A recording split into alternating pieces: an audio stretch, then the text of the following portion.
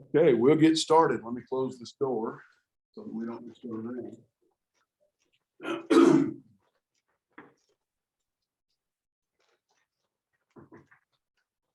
We talked last week about some background things for the books of Ezra, Nehemiah, and Esther. And Mr. Paul and I were talking a little while ago. There is overlap between the end of 2 Kings and 2 Chronicles and Ezra, Nehemiah, and Esther. Not a lot, but like we said last week, this just kind of picks up where they left off. Kings and Chronicles end with Judah in captivity in Babylon. Ezra picks up with Judah in captivity in Babylon. During that time frame, we still have the prophet Ezekiel working with the captives in Babylon. The whole second half of the book of Ezekiel is during that 50-year period. I don't know that he lived that long, but it's during that period from 586 to 536 that they're finishing out their captivity. And Ezekiel is reasoning and arguing with the elders that are in captivity that this captivity is God's will. Everything that's happened, the conquest, the destruction of the temple, all of these things, this is part of God's will. This is God's punishment because of their unfaithfulness. And God has promised to restore them. And they're sitting there, especially in that first generation, they're sitting there in captivity, stunned and shocked. How could this happen to us? Well, here's why: because of your sin, because of your idolatry. But, and their argument, just like it was before the destruction of Jerusalem, their argument in that first generation of captivity is, but all these other pagan people, as if they weren't pagans themselves on so many levels, all these pagan peoples, they're so much worse than we are. How could God punish us and not punish them? Well, of course, Ezra and Jeremiah and the other prophets of that period had pointed out God is going to take care of these Gentile nations, these idolatrous nations. And if they just paid attention, what are they going to see in those years immediately after the destruction of Jerusalem? The Edomites are going to be conquered, and the remnants of the Ammonites and the Moabites and the Philistines, all these other peoples that they were pointing at and trying to say they're so much worse than we are. Well, these people wind up being conquered by the Babylonians too and taken into captivity. And most of them, as Ezekiel points out, they're never coming back out of captivity. They're going to be assimilated into the Babylonian Empire. They're never going to exist independently again. There are two exceptions to that. One is Edom. Edom is taken captive, but Edom is not obliterated in terms of their national identity. They'll come to be known as the Idumeans, Idumean, the Idumeans, and they will intermingle with the Jews in that intertestamental period to the point that Herod in the first century, even though religiously he's nominally a Jew, Herod is actually of Edomite descent. So there's an irony there. But the other nation that God will restore, that the only nation that God will restore is going to be Judah. And so Ezekiel emphasizes to these people year after year, argument after argument, God has promised, God will keep his promises. God promised to restore you, he'll do it. You can mark it down. Just as surely as he promised to destroy the nation, he has promised to restore the nation. And so the death of Judah as a nation really, in a lot of ways, was necessary so that they could clear away all the obstacles, idolatry and corruption and rebellious spirit. The death of the nation was necessary so that the nation could be reborn out of captivity and be faithful to God. We could argue whether they were actually faithful to God over the long term. We get down to the time of Jesus, and what have they done? Like we talked about a little bit last week, They've not embraced idolatry like they had. They've sort of created their own brand of idolatry in elevating the law and the interpretation of the law, more the interpretation of it, their commentaries on it. They've elevated that to the point that stands between them and God in a lot of ways. But just like they had gone into Egypt 1,000 years before, let me turn this where I don't know if you can read that board very well, Rosalind. And I do apologize. I realized as I was driving to class tonight that I had neglected to post last week's class on YouTube. I'll do that when I get home tonight. It's recorded. I just forgot to post it. Got out of the habit. Anyhow, there's a rough chronology here on the board that shows 1,000 years before, roughly, Israel had gone into captivity in Egypt. Just a family, 70 or 72 people total, went into Egypt. 430 years later, the family comes out as a nation, as probably millions of people on that scale. And roughly 600 years after that, Judah, well, roughly 450, 500 years after that, Judah is going to go into Babylonian exile as an idolatrous, rebellious, faithless kingdom for the most part. And they're going to come out 70 years later as a little group, a little flock. We talked about last week that there were perhaps several million over the space of 20 years who were taken captive into Babylon. And when Zerubbabel leads the first group of returnees back to Jerusalem and central Judea, there are about 50,000.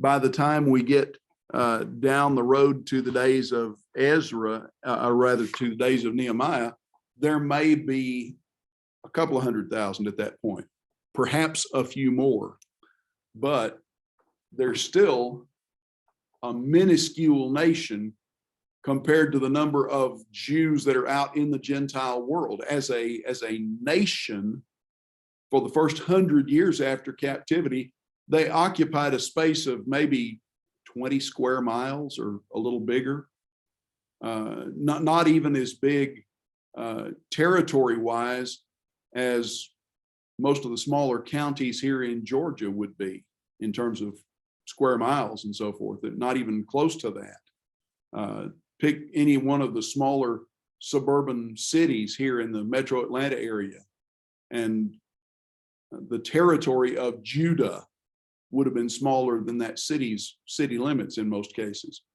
So they're a shadow of what they had been.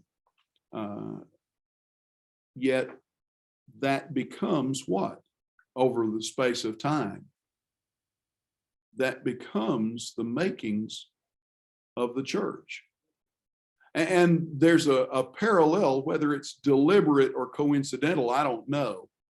But there's a parallel between that small flock becoming the nation of Judah once again, and a dozen apostles and 100 or so additional, 120 additional disciples, basically becoming the beginnings of the church. And then Paul, in the second generation of the church, just roughly 30 years after the crucifixion and resurrection of Jesus, what does Paul write to the Colossian Christians in Colossians chapter 1 and verse 23? In that time span, in a generation's time, the gospel message had covered the world, had gone unto all the world. Now, that doesn't mean the whole world's been converted. It means that everywhere that humanity had scattered, the gospel had gone. It doesn't mean that it had great success everywhere. What happened to Paul when he went to Athens? He made a few disciples, but we have no biblical record of the church ever being strong in Athens. You have no historical record of the church ever being numerically strong in Athens. What we do see there ultimately is denominationalism taking root in Athens several hundred years later. But that's not the church of the New Testament. So the time span that we're looking at in this class, Ezra, Nehemiah, and Esther, it covers most of the last period of revelation before the intertestamental period. It takes us down to the time of Malachi. It doesn't actually include Malachi, but it leads us up to Malachi, basically. We started at 539, 538, roughly. This is just before the end of Babylonian captivity. Babylonian captivity ends in 536 BC. Well, 3 years before, a Median general who's known to us as Cyrus I, overthrows the Babylonians. First, he goes and he conquers King Croesus of Lydia, which on a map, if let me just turn this over and just sort of illustrate. If Babylon is over here and Assyria, what had been Assyria, is up here, and Jerusalem is down here, then Lydia, the kingdom of Lydia, Croesus's kingdom, is over here in the eastern part of what is modern day Turkey, basically north and a little bit west of Jerusalem. So Cyrus I, the king of Media, now the Medes surround the Babylonians on two sides, north and east of Babylon. And they had been a client kingdom, a vassal kingdom of the Babylonians in Nebuchadnezzar's day. Cyrus I takes his army over here and conquers King Croesus of Lydia on the eastern edge of Turkey. And then he comes home, and it's here in 539 that he conquers Babylon basically without firing a shot. That's the events of the book of Daniel with Belshazzar and the handwriting on the wall, weighed and found in the balances, found wanting. And Belshazzar goes from slobbering drunk to stone cold terrified sober when he sees all of that. And of course, it was that very night that Daniel tells us that everything that Daniel foretold came to pass. And the kingdom of Nebuchadnezzar and his grandson Belshazzar is given into the hand of another. Well, that's Cyrus I. I'm sorry, Cyrus II. I said Cyrus I. That's Cyrus II of the Medo-Persian Empire. Cyrus I had already died. Cyrus II has taken power, has conquered King Croesus, and has now conquered the Babylonian Empire from within. Now, some side notes, just sort of historical context. This is the same time period when Aesop is writing his fables. This is the same time period where Confucius, the Chinese philosopher, is born and lives and dies. He's born in 551 BC in China. It's the same time period where Solon and then Pericles are establishing a democratic form of government in Greece. Now, it was pure democracy, one man, one vote, and it became a mob rule very quickly. But they're establishing democracy in Greece during this time period. That's important because of what it leads to, Alexander the Great, but then also the Roman Republic, because the Romans are watching what the Greeks are doing. And they take what the Greeks did and improve on it as far as government is concerned, and it serves Rome very well for a couple of centuries. Now, Cyrus reigns over the whole Medo-Persian Empire from 539 to 530 BC. So Cyrus overthrows Babylon.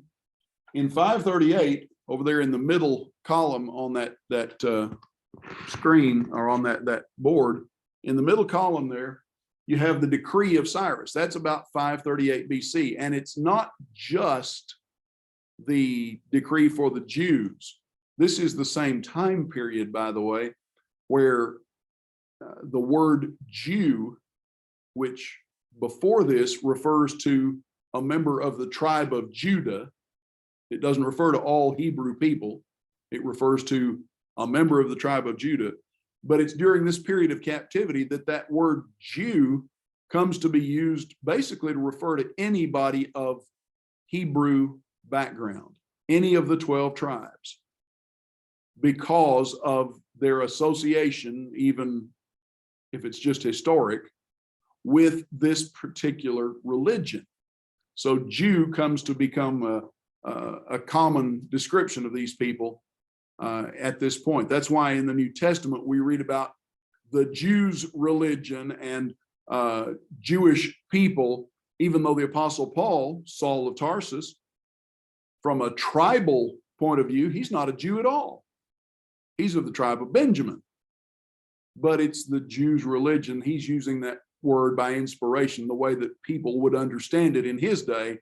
It's a religious reference, an ethno-religious reference. So 538, Cyrus begins to issue his decrees. He has taken over, he has consolidated. Daniel is serving him at this point, and he begins to issue decrees. One of them is that the Jews and anybody associated with them, that's the other 11 tribes, Levites and so forth, they can go home to Judea, central Palestine, Jerusalem, if they want to. And we talked about that last week, how that most of them underwrote the 50,000, 49,700 and some odd that went with Zerubbabel. They were not the only people that Cyrus released. Historically, Cyrus released a lot of captive peoples to return to their home. The Medo-Persians had a very different approach to dealing with their conquered peoples than the Babylonians and the Assyrians and the Syrians and all of those others before them did. They were, in a lot of ways, they were a lot more liberal minded about such things. So in 530, Cyrus is going to die in combat, in battle. But before he does, he gives permission for Zerubbabel to take the Jews back. 536, they actually go back. They lay the foundation of the temple, and then work stops. And it stalls for about 15 years, down to about 520 BC. Temple construction, I should say, resumes about 520 BC and is completed about the year 516. And this is the time of Ezra and Haggai and Zechariah. Now, during this time period, the Greek historian Thucydides is writing the history of Greece, which this is before Alexander the Great, before his father, Philip of Macedon.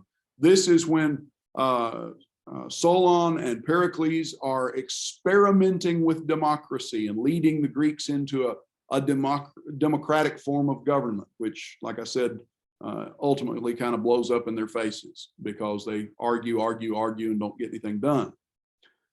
This is also the time period where the Greek playwright Sophocles is writing some of the best known plays that have survived from that time, Antigonus and so forth. It's the time that the Roman Republic is being established. The Romans, who are still fighting with their neighbors, the Etruscans at this point, the Romans are the people who live around Rome, the city on 7 hills, and that's basically it. That's all they are.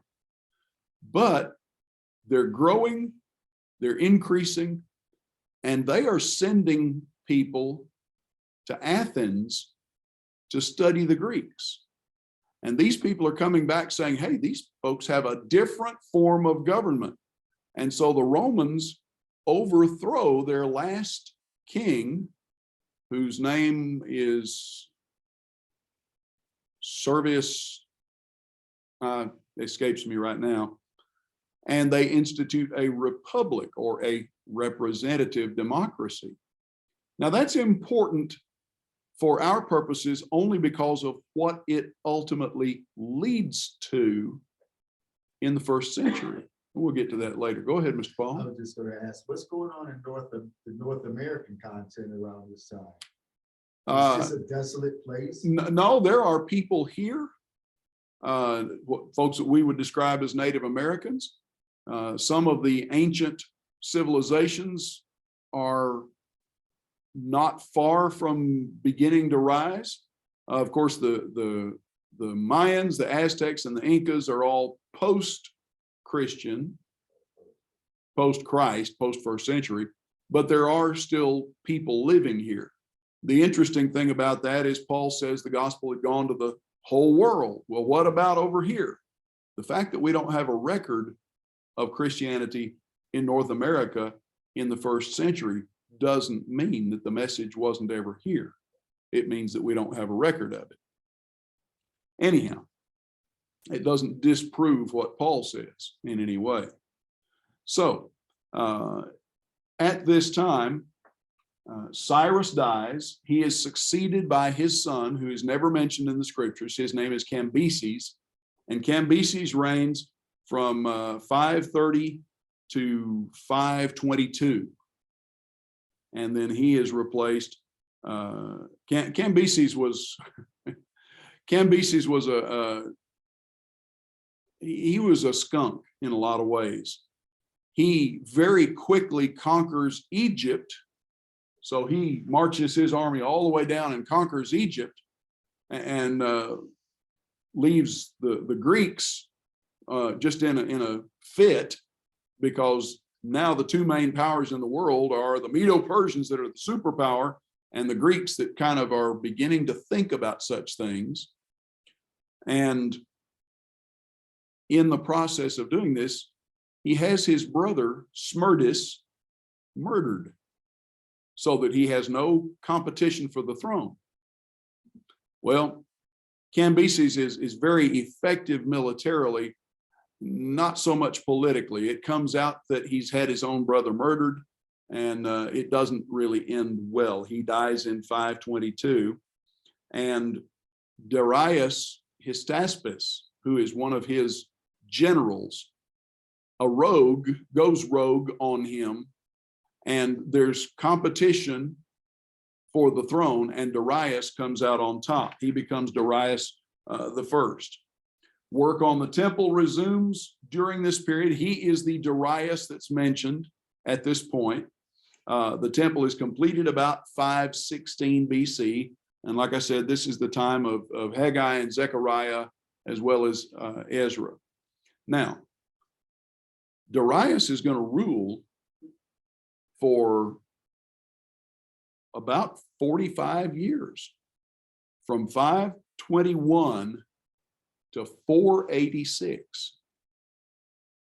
So he has a good, long, pretty stable rule.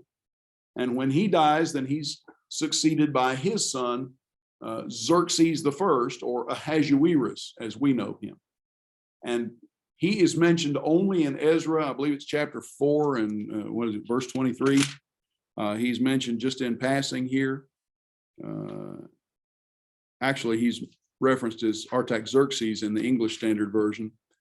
But he is the king, the Ahasuerus of the book of Esther. And he reigns from 486 to 458. So he doesn't really live all that long, lives about 18 years as king. But this is the period on the larger stage, you might say. This is the period where the historian Herodotus, whose works are still in existence. Herodotus is writing the history of the Greek people, and the Persians the Persian army is defeated by the Greeks and Leonidas at Thermopylae. You remember the movie that came out several years ago with, I think it was Russell Crowe, The 300? That is the actual, this is the actual historic event that is the basis for that film. Now, there were actually two battles going on, an army, a land battle. That's Thermopylae, where 300, actually they're not Greeks, they're neighboring people, along with about 1,000 others, managed to hold off the army of Ahasuerus or Xerxes, while the Greek navy is destroying his navy at Salamis, just a little distance away. And what they did, they drew the navy into this bay at Salamis, which was that the Persians had such a huge navy that when they brought all their ships in, they were almost literally side by side, and they had no room to maneuver, and the Greeks just demolished them. Well, these are the events that Herodotus records from the Greek side of things. And we don't find reference to those battles in the Bible, except you look at the book of Esther, and what do we find? Well, Esther begins with the king, Ahasuerus, having what looks like to us, a drunken party. We go back and look at the history of the Medo-Persians, though, and one of the things we find is a peculiarity of their behavior. This gathering seems to take place probably about 481. It's the planning session for this battle that we're talking about that leads to a tremendous Persian defeat, actually. Well, there was no stigma in the Medo-Persian culture to drunkenness. In fact, this days-long drinking bout was evidently, the historians tell us, was evidently a time that they got together, they drank, they got as intoxicated as they could while they discussed these plans, thinking that this puts them sort of in communication with greater spirits, higher spirits, and whatnot. And the archaeologists and the historians tell us what they would do is they'd get drunk for a week and talk about all this while they were drunk.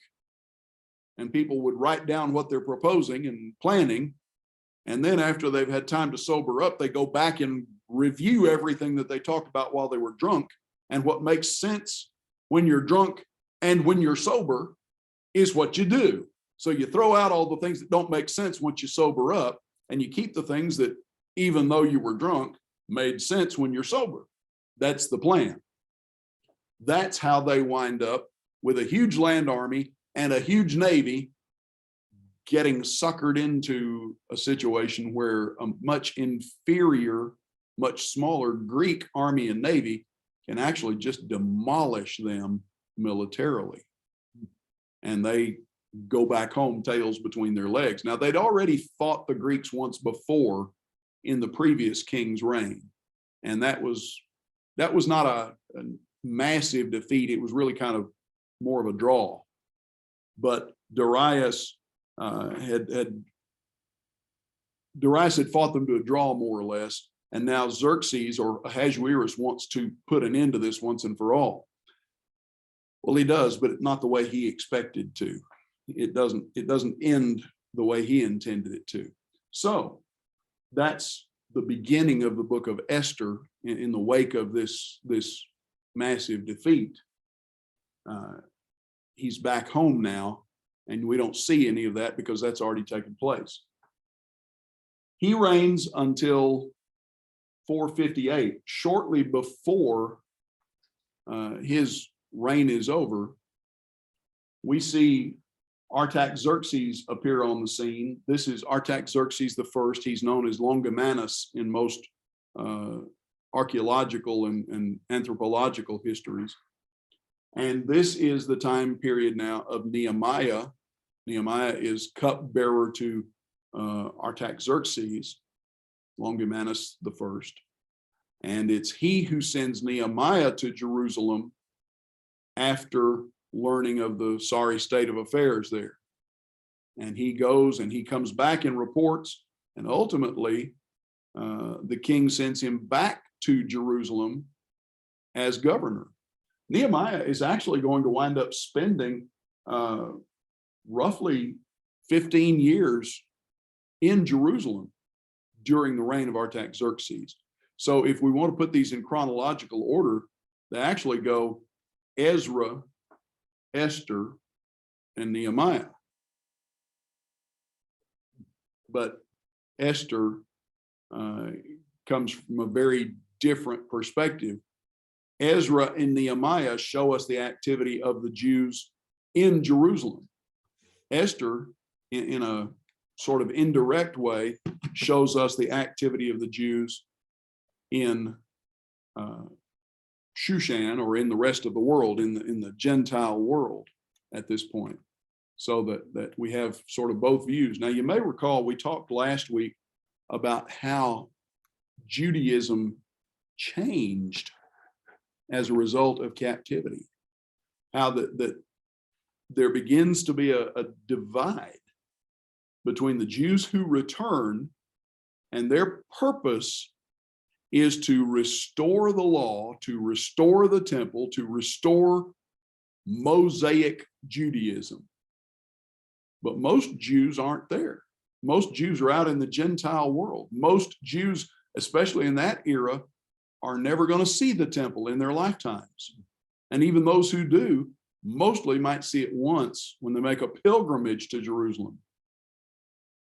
But it takes a long time to even get the temple finished, much less rebuild the city.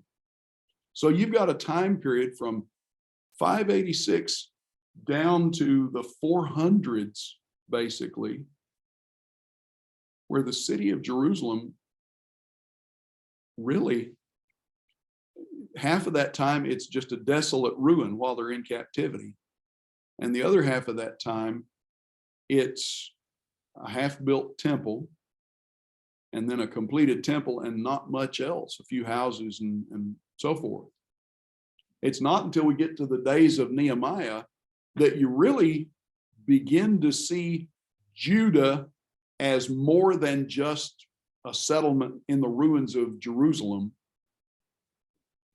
kind of being reborn and coming back into existence as a nation, even though it's a very, very small nation at that point.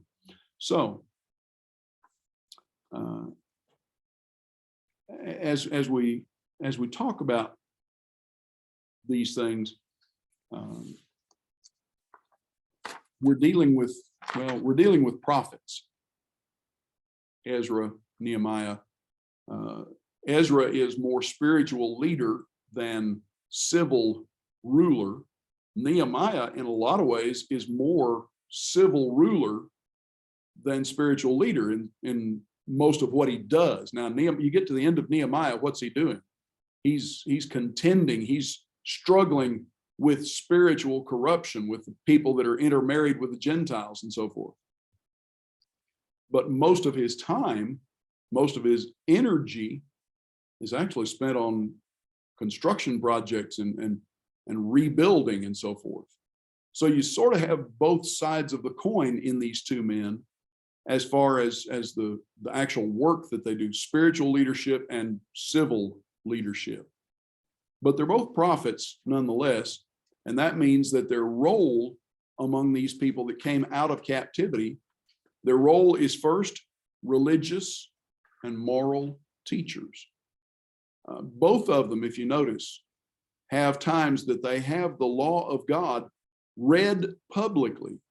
Ezra, of course, Ezra is not even presented to us in the first half of the book that bears his name. And remember, both of these books were one history in the Hebrew Bible. They're separated out later in the Septuagint and in later years. But they both cause the law to be read, to be enforced, to be taught and remembered in their respective generations. They are both advisors to rulers in various ways. Now, Nehemiah is the cupbearer to the king, so he's already in court. And that implies probably that he is himself of noble birth. Because who had Nebuchadnezzar taken into service in his kingdom 100 years before, basically? Daniel, and Hananiah, and Mishael, and Ezra, the children of the nobility class, the ruling class in Judah, and all these other nations that he conquered as well. They didn't take folks off the street.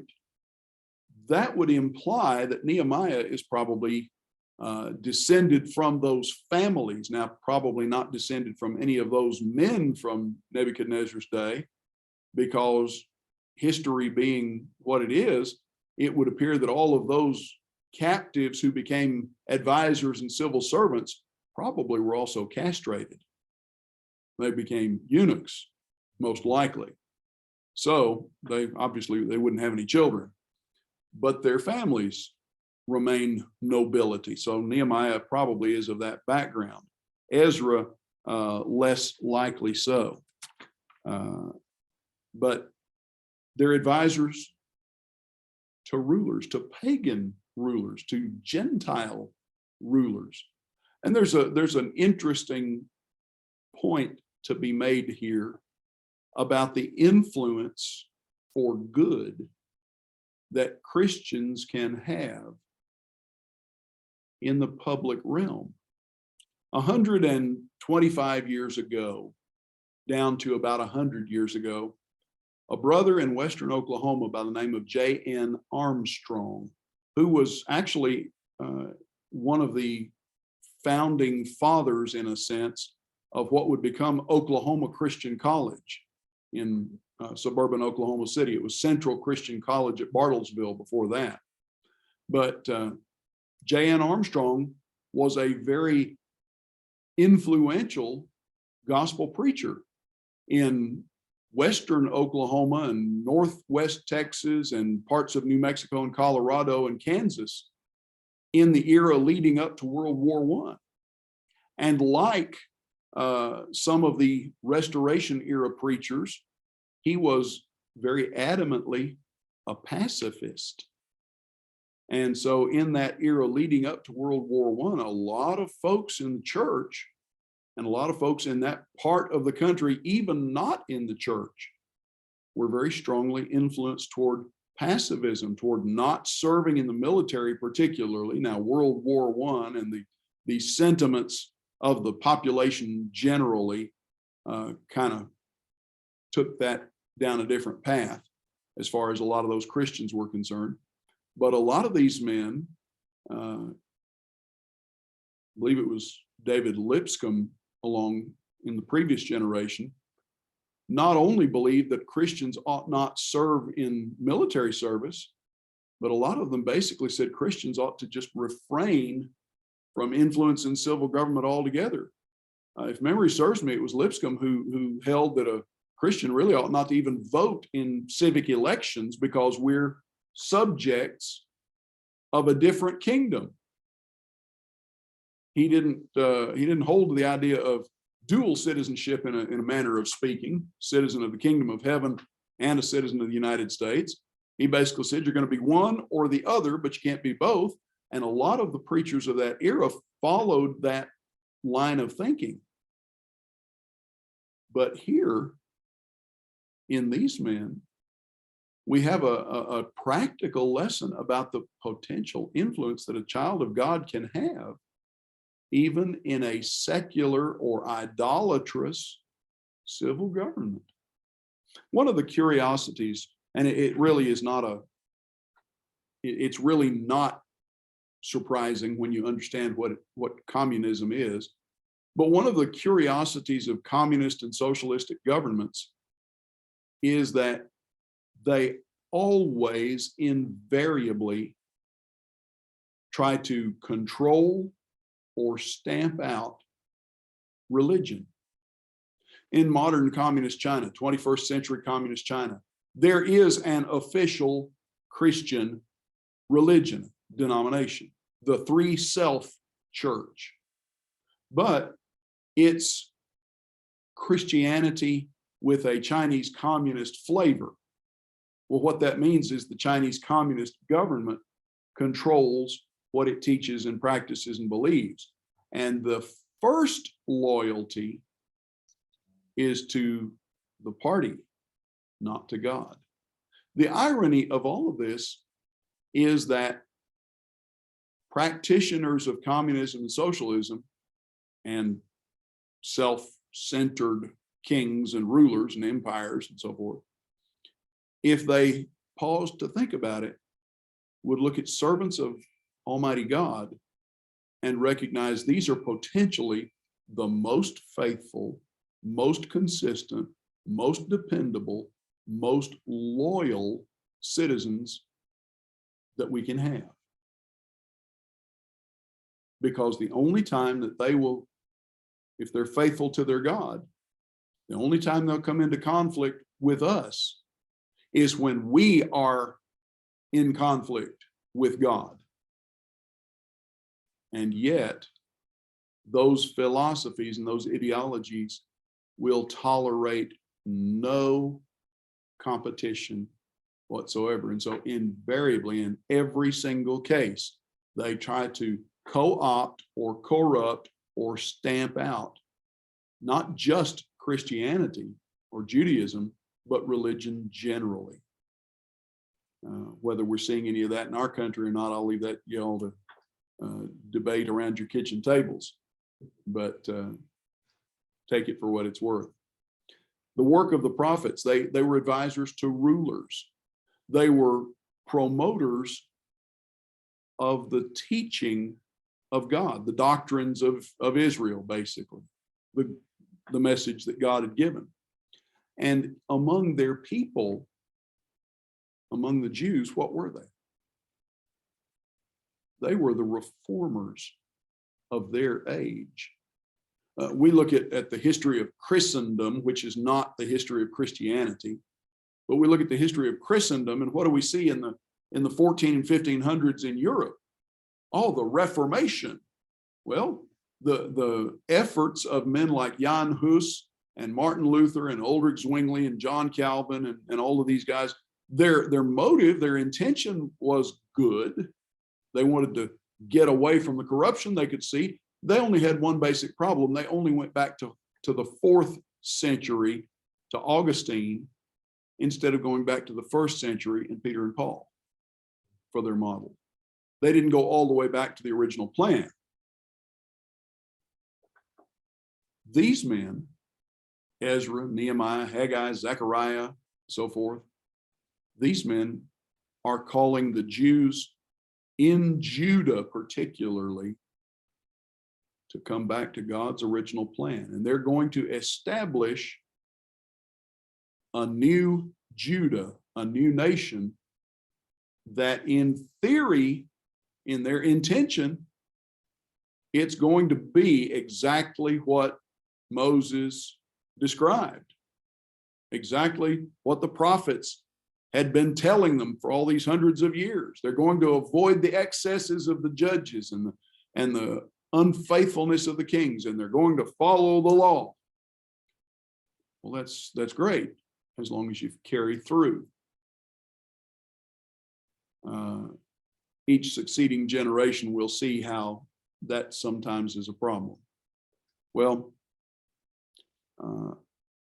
we talked last week, prophecy is not just predicting the future, it's also emphasizing the message, any message that's given by God. But in looking at what these men are doing, they're trying to bring Israel back to the law. Think about where Judah has been since the days of Isaiah, 760, 750 BC, down to the days of Ezra in the late 500s, for 250 years, basically. Where have the Jews been religiously?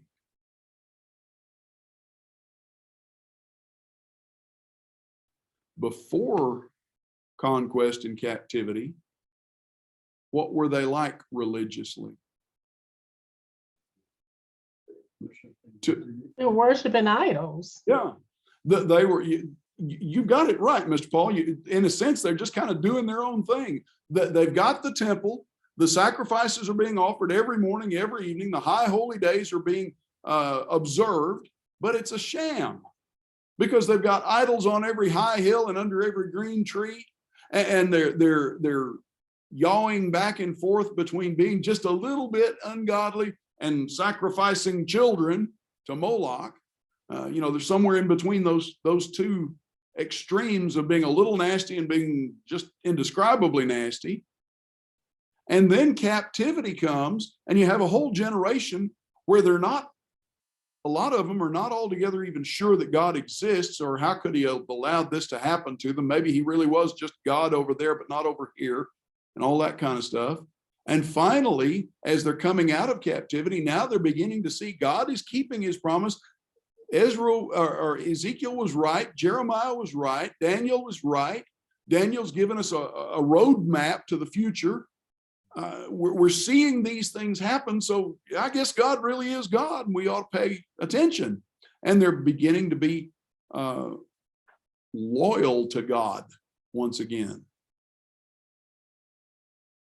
So as they go back to Jerusalem to rebuild and to renew and to restore, what do they have to do to accomplish that?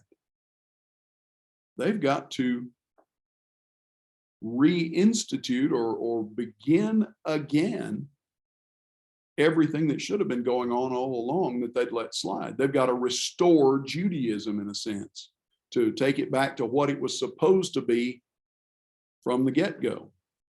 Well, go ahead, Brother Roger. Back, were there any other Jews there, or was it primarily just the Jews that came? Okay, good question. When Zerubbabel and then Ezra lead Jews back to Judea, did they find any leftover Jews there? I can give you an absolute definitive answer in 3 words. I don't know. Now, I'm being a little bit facetious. We know that when Nebuchadnezzar carted away the remnants of Jerusalem, that he left some Jews behind. Ishmael and Gedaliah and Jeremiah.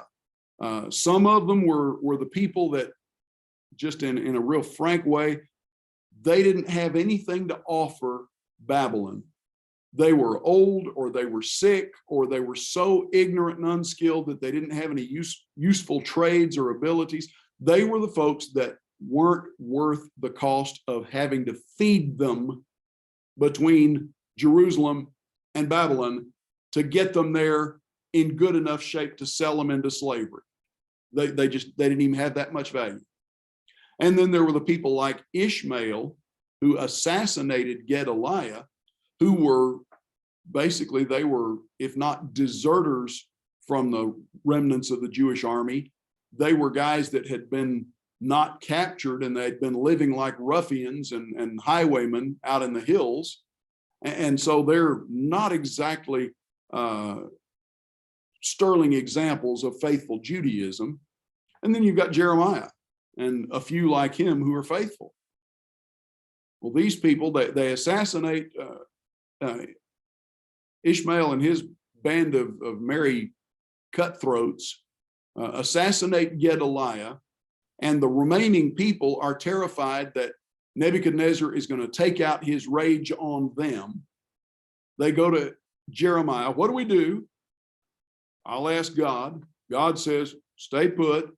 Oh no, we're going to Egypt. We're more scared of what we think Nebuchadnezzar's do than we are willing to trust God and his spokesman. So they seemingly take Jeremiah captive with them into Egypt. Now, does that mean that all of the remaining Jews went to Egypt? I don't know.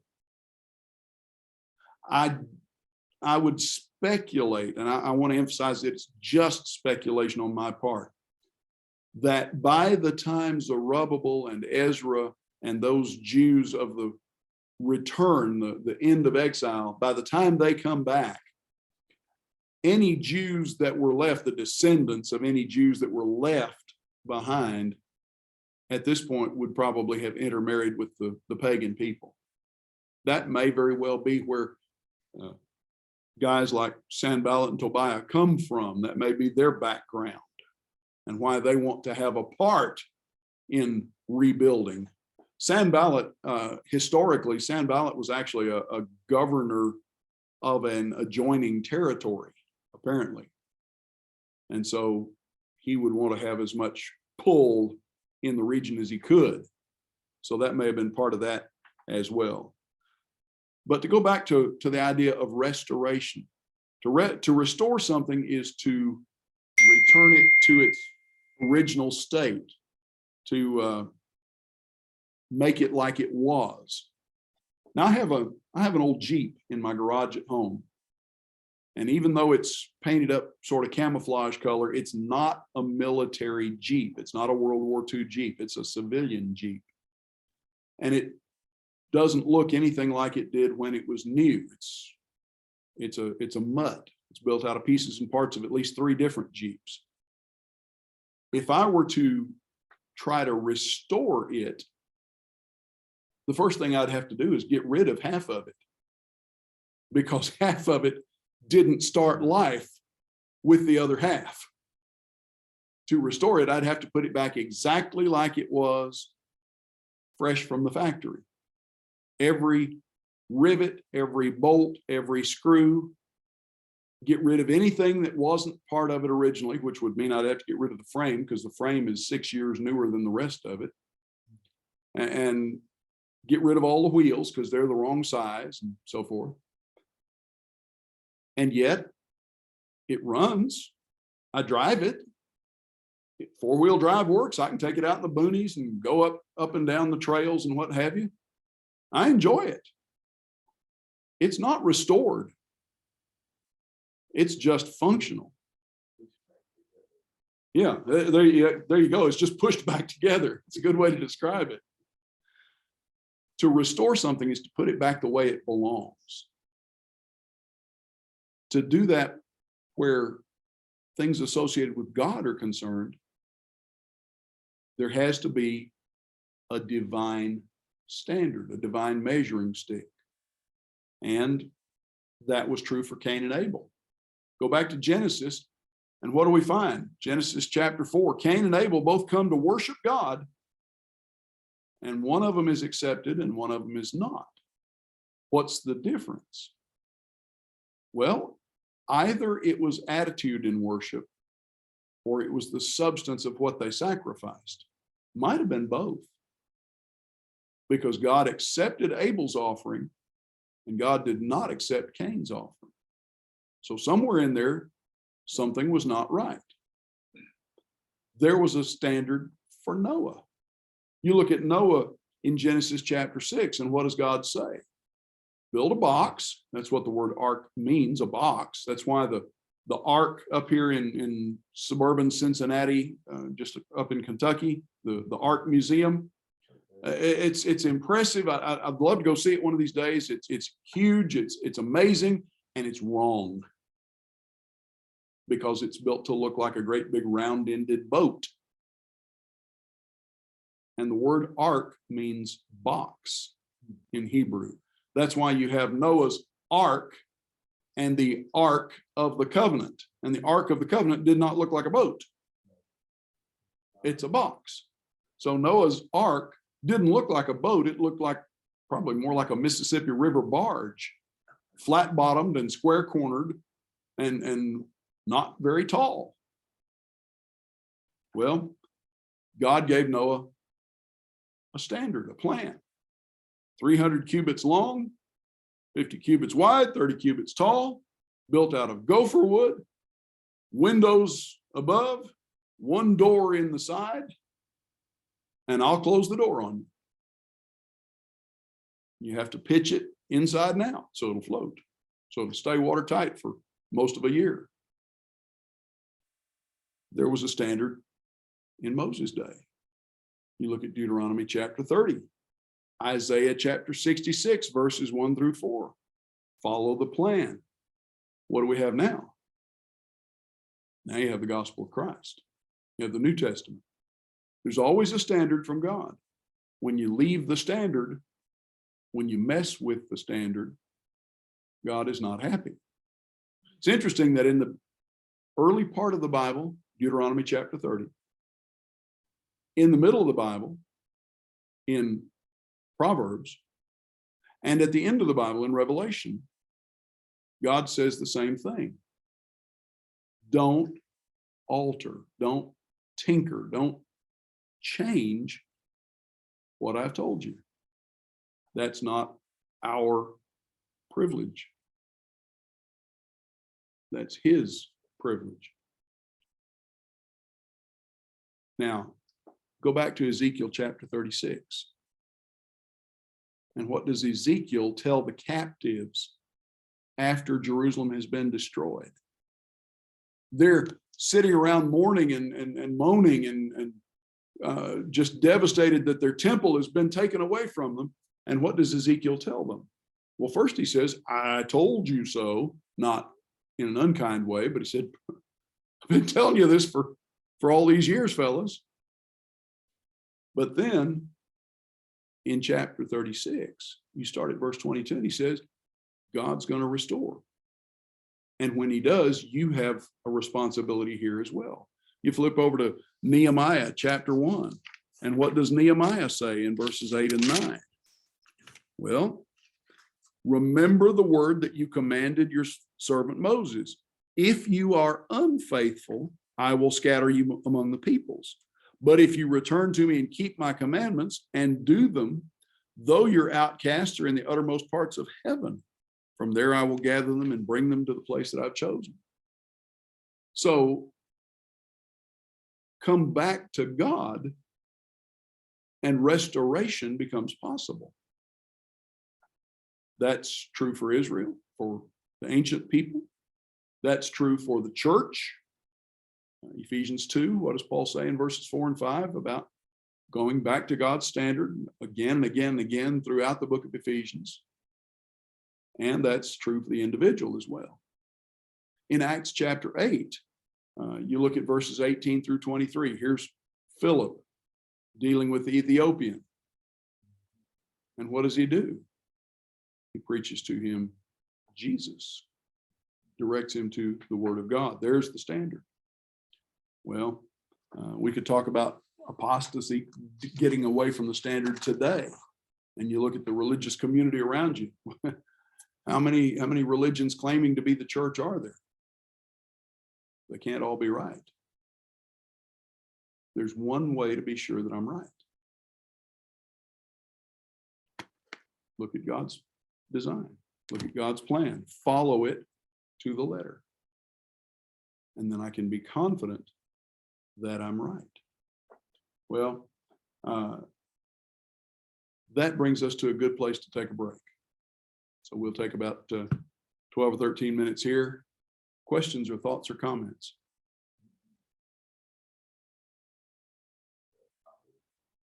Okay. Well, we will resume at about, okay. So what we'll talk about the rest of the class tonight basically is background for Ezra specifically and introductory things about Ezra. Like I said at the beginning of class, I am trying to work up some class notes that I can hand out for this. I don't, I was surprised to discover I did not have anything that I could hand out really.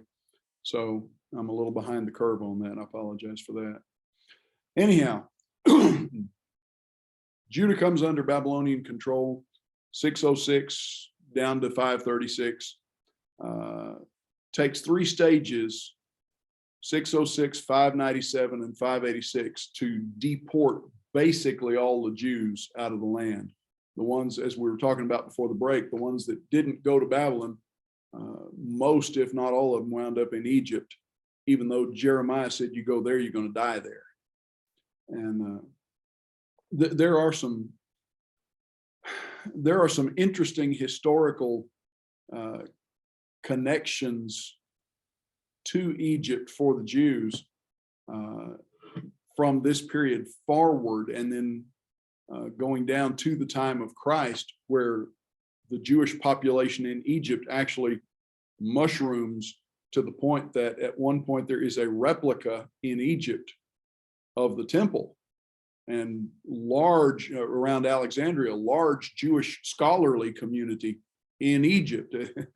There's a certain irony here that once they go to Egypt and get exposed to things in Egypt, some of them never seem to get Egypt entirely out of their system, even though they go back and practice Judaism in Egypt. There are some interesting post-exile aspects to that, but at any rate, 3 deportations to get all of the Jews out of Judah takes a period of about 20 years. Well, Jeremiah, of course, foretold captivity. Jeremiah 25, this is going to take 70 years until the land has fulfilled all the Sabbath years that you've neglected. And of those 70 years in captivity, we really don't have any biblical detail other than to know that Daniel, Hananiah, and Mishael, and Azariah, they're there in the Babylonian government. Daniel survives that entire span. So he's, by the time Daniel goes into the lion's den, he's not a little boy, he's an old man. By the time that Cyrus comes along and takes over from Belshazzar, Daniel's a very old man, but he still is intimately involved in the Babylonian political structure. During this time period, Ezra has been reasoning, wrangling, arguing, pleading with the elders of Israel in captivity. By the time of the destruction of Jerusalem, he's been there for 11 years. He's part of the second deportation, 597. He's been arguing with them for at least 5 or 6 of those 11 years. How much longer does Ezekiel live? I don't know, but some period of time after that. So he may have had a long and fruitful career of trying to turn them back to God after the destruction of the temple. Ezra and Nehemiah pick up where all this leaves off. And these 2 men fill different roles, but they work toward the same goal. It's like we were talking about before the break. On the one hand, you've got Ezra, who is really, in many ways, is more prophet in his demeanor, his appearance, his activities, and Nehemiah, who is a prophet, but in his activity is more governor, more civic leader, more public cheerleader in a sense. And of course, they're separated by a couple of generations from each other. You look at the book of Ezra, and it traces the events from 536, the return under Zerubbabel, down to basically the completion of the temple. So it covers a span of 20 some odd years, basically, maybe a little more than that, through the years of Ezra's actual work among the people. And it's this time frame where Jew replaces the term Hebrew or Israelite in the world's use of terminology. The northern kingdom is gone. The 10 tribes never again exist as a nation. Bits and pieces of them will percolate back into Judaism. One of the things that we should bear in mind is that when the kingdom divides in the days of Rehoboam and Jeroboam, what happens to those in Israel who are not prophets sent by God, but are faithful to God? Jeroboam sets up his own religion, golden calves at Dan and Bethel, feast on the 8th day. Anybody that wants to can be a priest. You don't have to be a Levite. And what do the people do with the Levites and the priests that are among them? Jeroboam's boosters are none too friendly to them. And so along in Kings and Chronicles, one of the little side notes that we find mentioned is that numbers of Levites, along with some from Manasseh and Ephraim and some of the other tribes, migrate south. Those who are still faithful to God, to a large degree, migrate south and cast their lot with Judah rather than the northern kingdom of Israel. So when Judah goes into captivity in the days of Zedekiah, who's with them? Well, you've got Judah and Benjamin. You've got an extraordinary percentage of the Levites compared to the whole rest of the nation that's already been in captivity for 100 years. And you've got outcasts from Israel, from the 10 tribes. You've got people from Manasseh, people from Ephraim, whose families had been faithful to God and migrated because of that. So along comes Cyrus, y'all can go home. Those who are mentioned by name in Ezra seem to be basically all Jews of the tribe of Judah, as far as we know. But you look at Cyrus's decree, and I don't know if there's a recognition of the ancient tribal structure of the nation of Israel in his words, or if there's a recognition that the tribes might have some friction among them, or that there's potentially some bias, Jew against Ephraimite or what have you. But the decree itself says Judah and basically anybody related to them. That would encompass the Levites and the Benjaminites and those random Manassites, Ephraimites, and so forth. Anybody associated with them can return. So these people of these other tribes who have remained faithful, even though they're perhaps small in number, they have no nation other than Judah with whom they can cast their lot. Their identity is either gone altogether like the rest of Israel, or they are, for all intents and purposes, Jews, even though they're not actually of the tribe of Judah. Now, coming down to the through Daniel's 70 weeks to the time of Christ, what impact does that have on them? The only practical impact really that their tribal identity has in that scenario is, well, that tells them Messiah is not going to come from our family.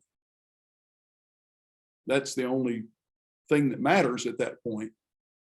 Messiah is coming through Judah. Well, we're Jews religiously, culturally, ethnically. Technically, we're not of the tribe of Jews. Saul of Tarsus, Paul, a Benjaminite. Well, what does that tell him? Savior's not coming from my family. But that doesn't make him any less a Jew, culturally, religiously, ethnically, if you want to use that term. And these people would be in the same category. That's one of the outgrowths of Babylonian captivity on Judaism throughout the ancient world. These people are of all these different tribes, those who are faithful. And yet, if they are faithful, their identity is not Israel anymore. Their identity is not Hebrew. Their identity is what?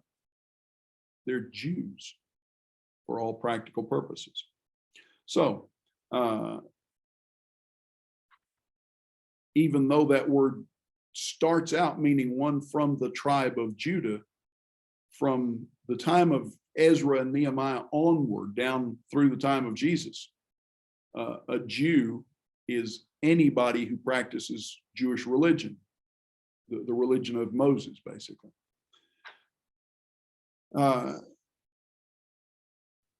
Mentioned earlier that in the Hebrew Bible, Ezra and Nehemiah are one book, treated as one book.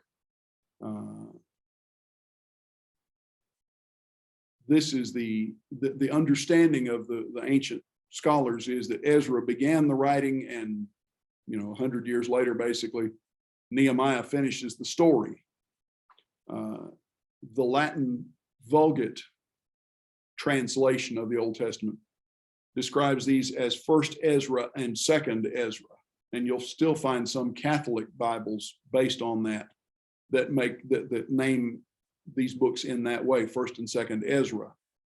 Now there's a Hebrew manuscript that dates from the 15th century AD, not BC, but 1448 AD, that divides them into two books, Ezra and Nehemiah. And it's maintained that way in the modern Hebrew Bible, two separate books, but in ancient Hebrew it was one.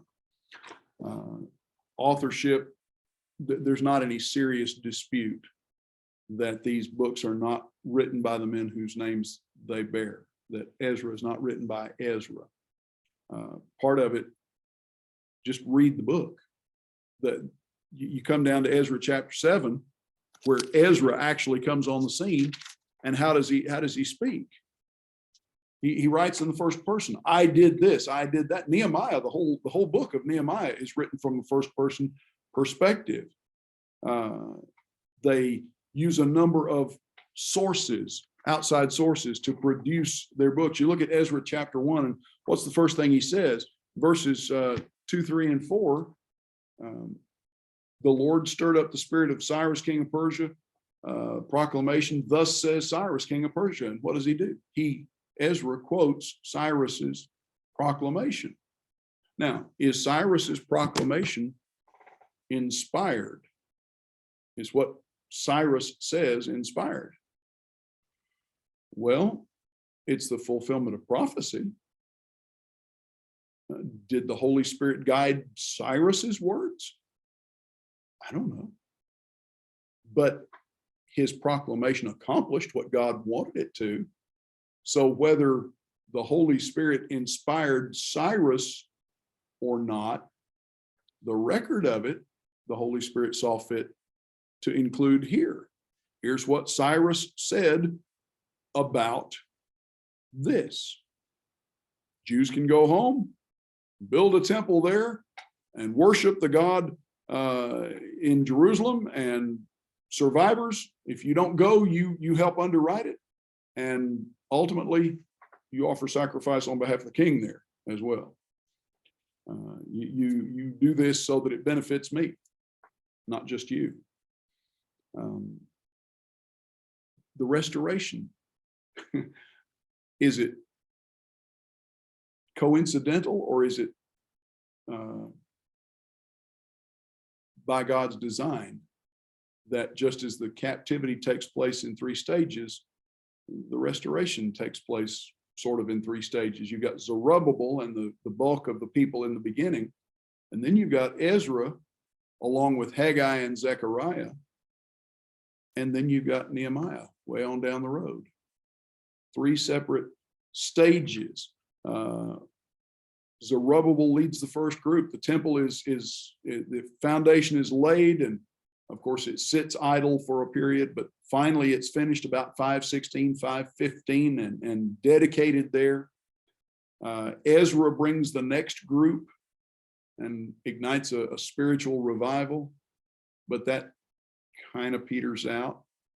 And then along comes Nehemiah, and they go home and rebuild the city walls. Well, this is almost 100 years later, after the temple was built.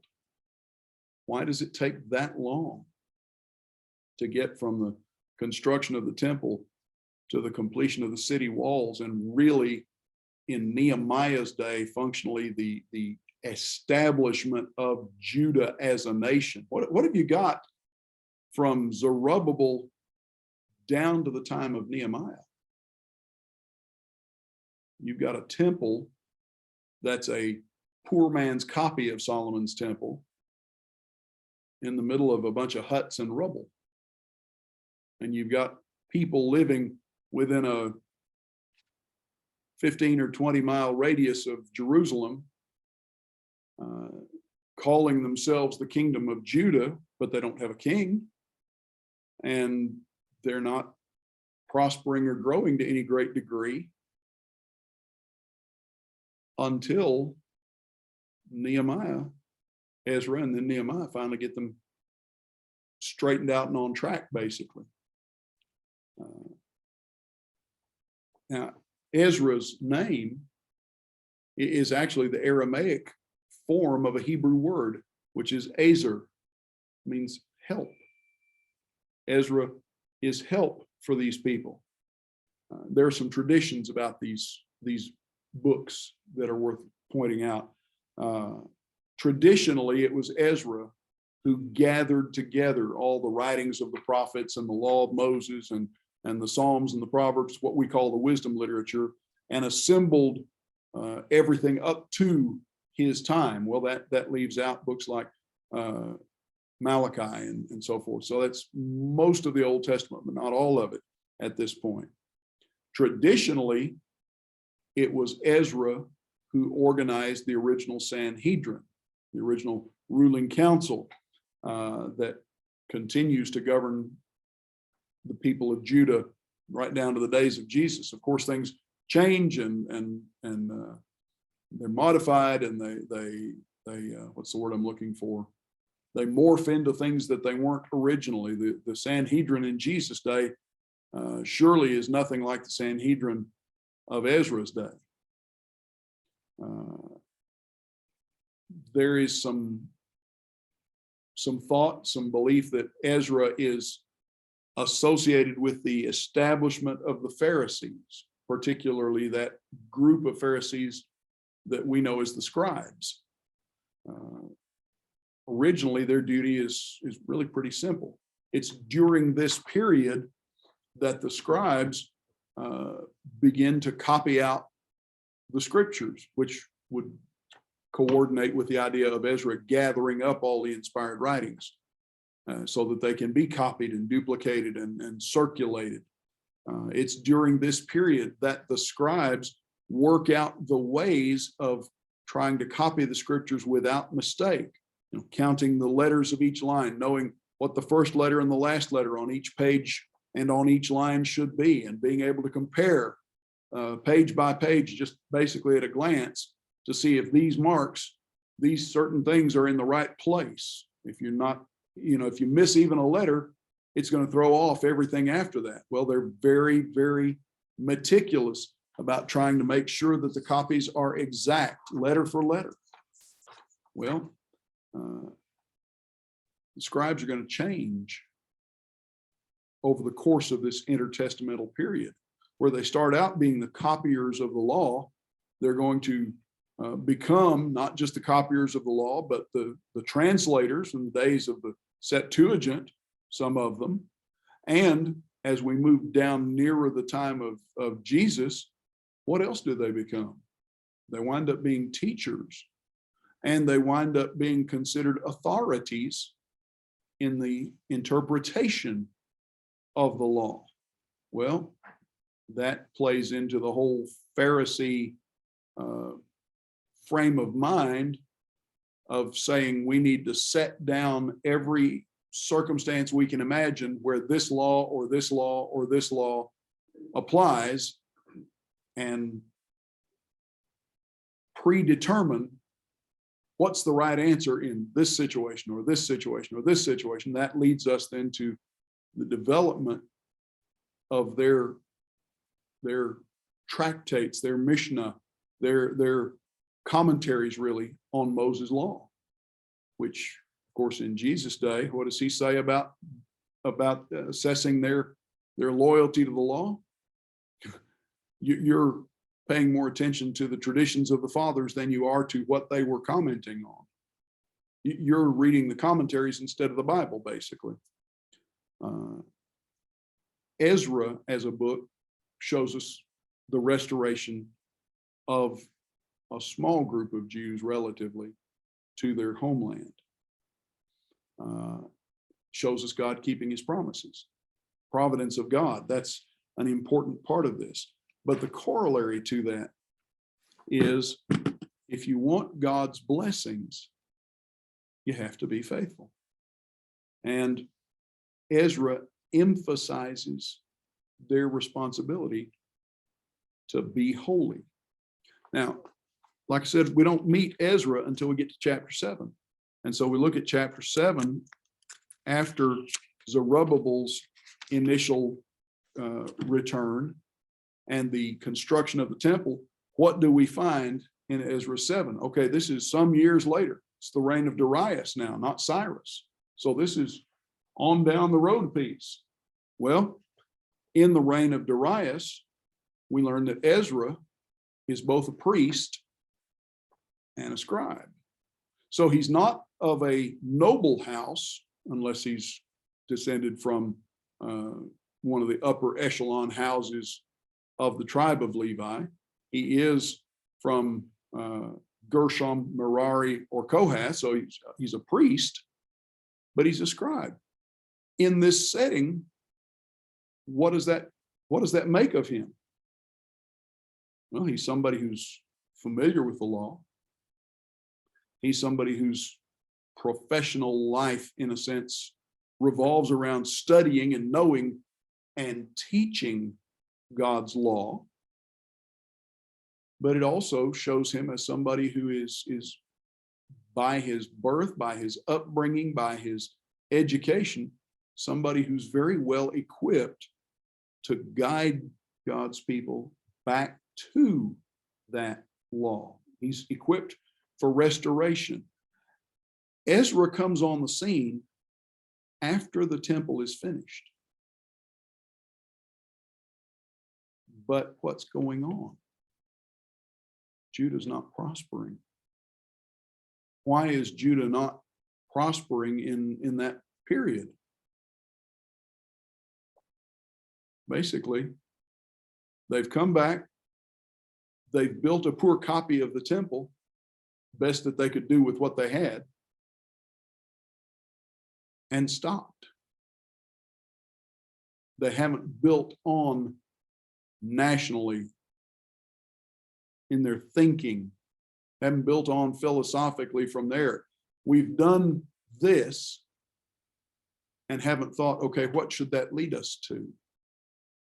It's a little bit like someone learning how to become a Christian, getting to the point of being baptized, coming up out of the water and saying, okay, here I am. I've done everything I need to. If you're 98 years old and dying of emphysema and you've been told you have 3 more days to live, that might be a good place to be. But if you are otherwise healthy, having just begun the journey, you're never going to get to the end if you don't start walking. And that's where these people were stuck. They hadn't continued from this point. So the book of Ezra gives us his perspective, inspired, of course, but his emphasis on the temple as the central part of Judah's, what should be Judah's spiritual life. Now, talking about the temple, I've said 2 or 3 times what they built was a poor man's copy of Solomon's temple. As far as we can tell archaeologically and the history that we can amass outside of the scriptures, the dimensions, the layout, the floor plan, the orientation of Zerubbabel's temple were basically a copy of what was built in Moses, not in Moses' day, in Solomon's day. I think I said Moses a minute ago too. The plan given to Moses. But that begs a question. At the end of Ezekiel, what does Ezekiel see? Ezekiel has a vision of a magnificent temple. But the dimensions and the description don't match Solomon's temple. They don't match what we know of Zerubbabel's temple. And they certainly don't match Herod's enlargement of Zerubbabel's temple. much of modern dispensationalism, really most of modern Protestantism, looks at Ezekiel's temple, the vision of the temple in Ezekiel, and says that's what will be built on the Temple Mount in Jerusalem when Jesus comes back to reign for 1,000 years. That's Jesus' temple of the future. Which begs the question, these people in Zerubbabel's day had the information that Ezra had written down. Why didn't they build what what Ezekiel saw? What Ezekiel saw is not an earthly temple at all, but a figure, a symbol. I would say nothing more, but that makes it sound like it's unimportant, and it's not unimportant.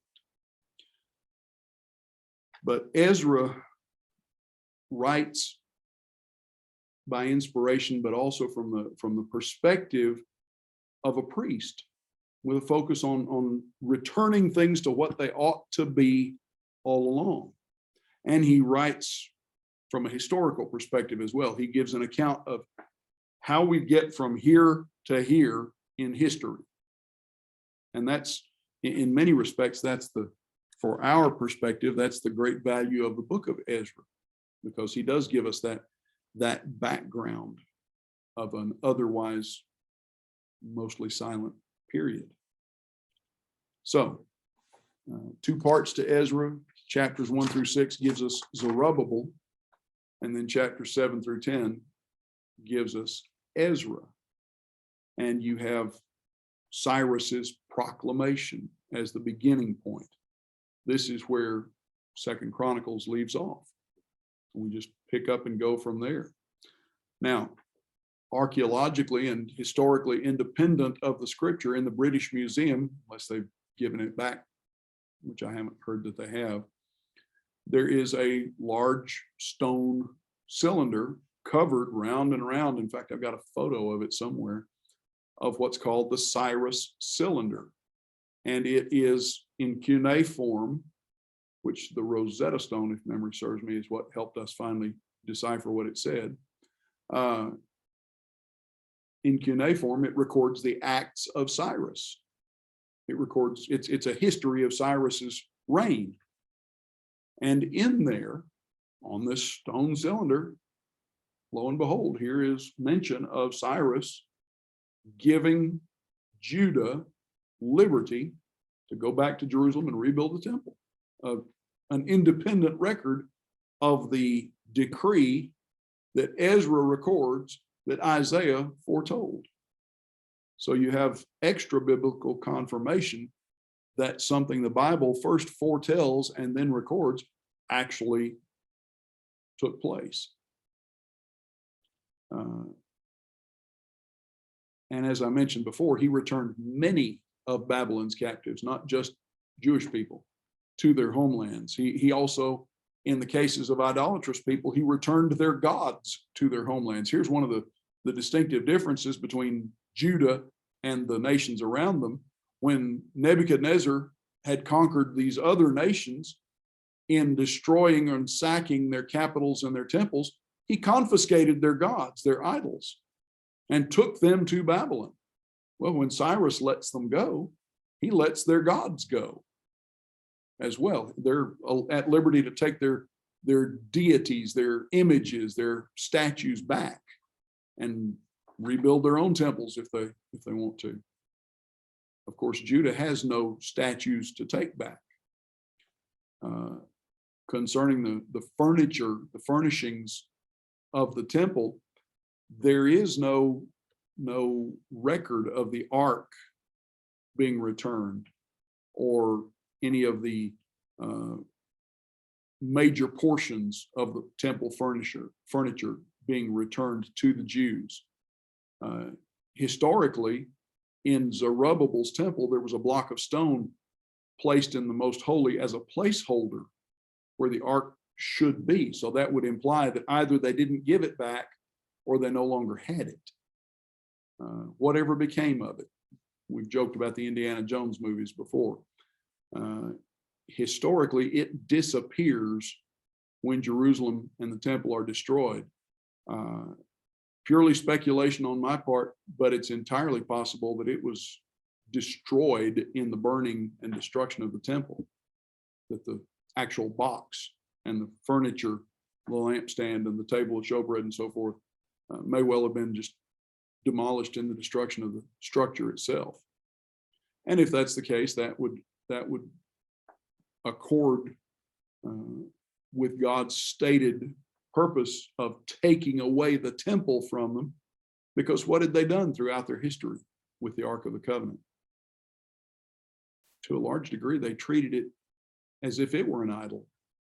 In the days of Saul, they carry it out to the battlefield like it's a lucky charm, and that's not it's not what it's supposed to be used for, not what it ever was intended for.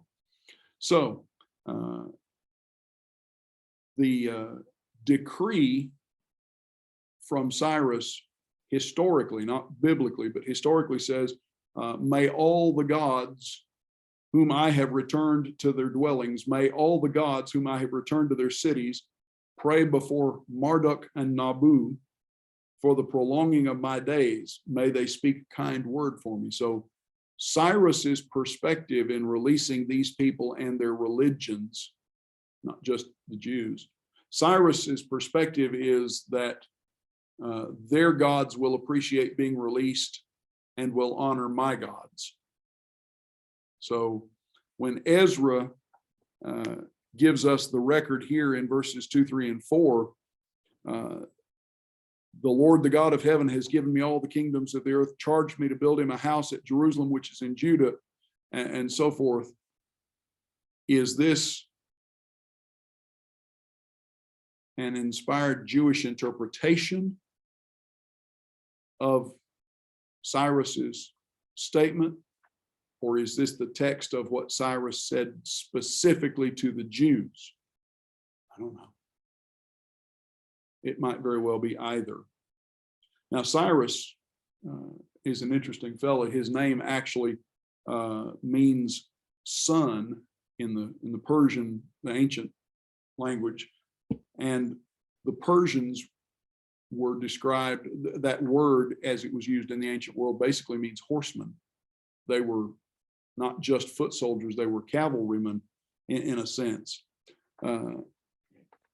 The expression here that the Lord God of heaven has commanded this in verses 2, 3, and 4, grammatically in Hebrew, it's basically the same as Isaiah's words back in Isaiah 44 and 45. God stirs him up. And so there's a difference in the concept of being commanded to do something and being stirred up or motivated to do something. But certainly this is the fulfillment of Jeremiah's prophecy. It's interesting, in all of the Old Testament, there's exactly one Gentile who's described as anointed, the anointed one or the Savior. And that's Isaiah 45 verse 1, and that's Cyrus. Same terminology that would be used of the Savior, which is, it's an interesting little curiosity of the way God expresses things. But you look at verse 3 here in chapter 1 of Ezra, part of the decree is a call to the people of Judah for workers, for those who are willing. Notice how he says this. Whoever is among you of all his people, may his God be with him, and let him go up to Jerusalem, which is in Judah, and rebuild the house of the Lord, the God of Israel. He is the God who is in Jerusalem. It's not a commandment. Cyrus never says to all the Jews, okay, leave, go home. It's an offer. You have the liberty to do this. You're no longer required to stay here. But those who stay, you have to underwrite those who go. Those who stay, like we talked about last week, why do they stay? well, I can't leave now. Granny's buried over here and grandpa's going to be beside her shortly. And I've, my parents are here and they're getting older and I've got kids and my kids are almost old enough to get married and my grandkids will be here and so forth. And I'm doing well. And I'm not starving. That's right. I'm doing well here. And according to Granddaddy, I'm doing better than he ever did in Jerusalem. So there are a myriad of reasons that most of the Jews at this point aren't going to go home, even though they can. Now, aside from economics, these are people, this is a generation that doesn't have the emotional connection, the emotional tie to Jerusalem and to Judah that their parents or their grandparents, or in some cases, maybe their great grandparents have. We have a brother in the congregation in Fayetteville whose grandparents were first generation Irish immigrants to this country. New York City, he's a Brooklyn boy. And he still thinks of himself, even though he's third generation now, second generation American born, still thinks of himself as Irish. He's Irish American, but he's Irish American. And he'll tell you that. He doesn't have any hint of a brogue or a lilt. He is Brooklyn all the way. Even though he's been in Georgia for 50 years, he still sounds like he's straight off the streets of Flatbush or somewhere. But there is a sense of affinity for Ireland because of that family connection. To my knowledge, he's never been there. In my own family, if I go back to my great grandfather,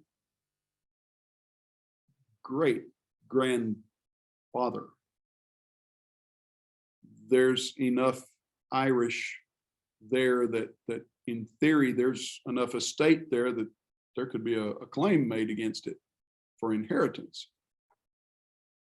I've been to Ireland. I don't want to live there. I don't want to. I have some family roots there and in Scotland and in England. I don't want to go back there. I shouldn't say back. I don't want to go there to live. I've been there. It's a nice place to visit. These generations of Jews, they would like to see the temple. They would like to see Jerusalem. They would like to see the places that their parents and their grandparents and their great-grandparents talk about. But they don't want to live there. There's no profit in it for them. Why would you move from the capital of the first world to a third world hole, basically? That's the difference between Jerusalem and Babylon or any of the major cities of the empire. And so they have no desire to return. They're treated well where they are. Most of them are probably doing better than they ever could have imagined that they would have. But some are willing to go back. Question, just something to chew on. If you're not going to get rich or even necessarily do well, if you're not going to likely be one of the political movers and shakers when you get there, if the prospects of your life in going back, or going really for most of these people, to Jerusalem are 6 days a week of hard labor and scraping to get by, why would any of them go? What would be the motivation to actually go and rebuild Jerusalem and rebuild the temple and rebuild Judah? Why would they go? be a few that would have a dedication to God Okay. to do that. Okay. Religiously, spiritually, if they rebuild the temple, what takes place? Now the priests have a place to serve again. So there's a purpose for the Levites among them, for the priests among them, because for 70 years, or really for 50 some odd years, they haven't had a temple that they can serve in. There's supposed to be a morning sacrifice, an evening sacrifice, sacrifices for the three main holy days of the year. There's supposed to be all of these things going on that haven't been. And during this time, what have the priests been? You know, you think about it, Judaism on a practical level, day-to-day Judaism was not a priest-based religion. You didn't have to have a priest present to worship on the Sabbath, because Sabbath worship took place where? Basically in the homes. Only if you wanted to make a sacrifice. Yeah. Because you, If you wanted to make an offering, if you wanted to make a sacrifice, then you needed priests. But even the priests themselves, how often did they actually serve in the temple? Well, by the time of David, he's setting up a schedule for them to come and serve once a year. And how many of them are actually going to be offering sacrifice in the temple? If you've got 300 or 400 priests coming in for this month or for these 2 weeks or what have you, how many of them, even if it's for a month's time, you've got 30 morning sacrifices, 30 evening sacrifices. If you've got 400 or 500 priests, most of them are basically going to be bystanders in that process. Come down to the time of Jesus, you've got enough priests now that by the time that Zechariah, for instance, comes to serve his course in the temple, that may be a once in a lifetime event for a priest.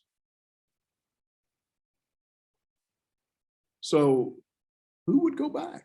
Well, you've got folks that are dedicated, folks that are spiritually minded and focused on wanting to see things the way they were supposed to have been all along. No doubt in that roughly 50,000 that go with Zerubbabel, there are probably a few who are there because of ego. I want to prove something. I want to be somebody. I want to have some influence in this. It's just human nature for some folks. There may have been some whose families said, you go and we'll support you. And maybe their perspective is, as long as you support me to the level that I would have here, I'll go. There might have been some mercenary motivation on the part of a few of the people, a whole host of potential reasons. But you wind up with 50,000 people. That's a drop in the bucket compared to all of Judaism. But that's not a small group. That's enough to accomplish a lot if they work together. So you look at pick up at verse 5 in chapter 1, the heads of the fathers' houses of Judah and Benjamin, the priests and the Levites, everyone whose spirit God stirred up to go and rebuild the house of the Lord that is in Jerusalem, and all who were about them aided them with vessels of silver, gold, goods, beasts, costly wares, besides all that was freely offered. Cyrus the king also brought out the vessels of the house of the Lord that Nebuchadnezzar had carried away and placed in the house of his gods, brought these out in the charge of Mithridath, the treasurer, and additional offerings on his part as well. So you have the routine stuff for the temple that's restored. Now bear in mind, what does Cyrus have in his possession? The stuff that was manufactured not necessarily by Solomon in his day, but in Rehoboam's day, after Shishak had scavenged the temple and the city and the palace of all of the stuff of real value. We've sometimes said in past classes, Solomon is arguably the only trillionaire in the history of the world. You look at the volume of gold and precious stones and trade and taxes and so forth. He was hands down the richest man in all of ancient history. He amassed immense amounts of wealth. Where did it go? Well, in Rehoboam's day, Shishak of Egypt looted the place. And what does Rehoboam put in place of the gold and so forth that Solomon had placed in the temple? Instead of 300 shields of gold, you've got 300 shields of brass or bronze. And then, as if they're particularly valuable by comparison, Rehoboam keeps them locked up, keeps them under lock and key, except when he's actually going into the house of the forest of Lebanon where they're supposed to be displayed. So they have to take them out and hang them up, unhang them and bring them in. The same would seem to apply to pretty much everything else that they could have laid their hands on, including the riches of the temple. Solomon was so well off, if you saw silver laying on the street, You wouldn't bother to pick it up. That's right. Solomon was so wealthy that silver was like paving stones. It just wasn't worth picking up. And that spilled over to the people to a large degree. Of course, the corollary to that is before everything was said and done, Solomon was also taxing the people tremendously, whether it was monetary taxes or tax in terms of labor. We could debate that. But when Rehoboam comes to the throne, what's their first request? Lower the taxes. We need some relief. And that's always a popular action on the part of the government. Well, here, Ezra records that Cyrus allows this, and doesn't just allow, but actually actively aids all of this. God moves their spirits. How does he do that? You look at verse 5, or verse 6 rather. No, it's the end of verse 5. Everyone whose spirit God stirred up to go. How does he do that? I don't know. He doesn't tell us the method. Is it miraculous? Is it providential? I don't know. But all of these things come together. And so you get down here to verse 8. Cyrus, the king of Persia, brought out all these things in charge of Mithridath, the treasurer, who counted them out to Sheshbazzar, the prince of Judah. Who's Sheshbazzar or Sheshbazzar? Commonly thought, you look at chapter 5 and verse 16, it's commonly thought that this is another name for Zerubbabel. In chapter 5, you get down to verse 16. This Sheshbazzar came and laid the foundation of the house of God that is in Jerusalem. And from that time until now, it has been in building, is not yet finished. Well, that would seem to be Zerubbabel. You look over at Zechariah chapter 4 and verse 9, you find an additional reference to this individual. Chapter 2, and we mentioned this last time, is a record of all of those who returned from Babylon. Now, he starts out, those people of the province who came up out of the captivity, they were leaving one province to go to another, one province of the king of the Medo-Persians to go to another province that's still under his rule, under his control.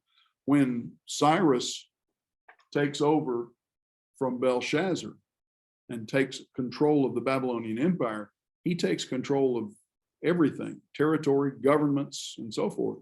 And of course, those provincial governments have the opportunity to either pledge their loyalty to him and to his empire, or revolt, and some of them did, in which case he put them down.